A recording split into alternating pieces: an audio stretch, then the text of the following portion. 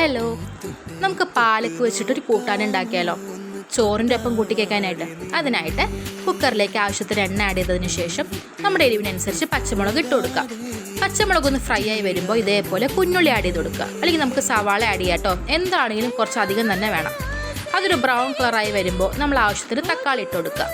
തക്കാളി ഒന്ന് വെന്ത് വരുമ്പോൾ നമ്മളിവിടേക്ക് മസാലപ്പൊടികളായിട്ട് ആകെ ആഡ് ചെയ്യുന്നത് മഞ്ഞൾപ്പൊടി, അതേപോലെ തന്നെ എരിവിനനുസരിച്ച് മുളക് പൊടി മാത്രമാണ് കേട്ടോ.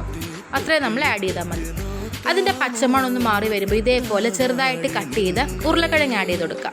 അത് മസ്റ്റാണ് കേട്ടോ, ഇടാൻ മറക്കല്ലേ. അതെല്ലാം ഒന്ന് യോജിപ്പ് വരുമ്പോൾ നമ്മളിതാ കട്ട് ചെയ്ത് വെച്ച പാലക്കിൻ്റെ ഇല ആഡ് ചെയ്ത് കൊടുക്കുകയാണ്.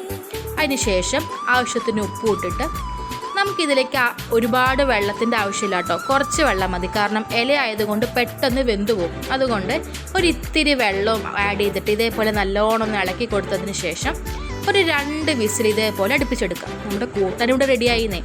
അപ്പോൾ ചോറും നല്ല കട്ട തൈരും ഈ ഒരു കൂട്ടാനുണ്ടെങ്കിൽ നല്ല ടേസ്റ്റാണ് കേട്ടോ. അപ്പോൾ റെസിപ്പി എല്ലാവർക്കും ഇഷ്ടമാണെങ്കിൽ ട്രൈ ചെയ്ത് നോക്കണേ. പിന്നെ എൻ്റെ ചാനൽ സബ്സ്ക്രൈബ് ചെയ്യാൻ മറക്കല്ലേ.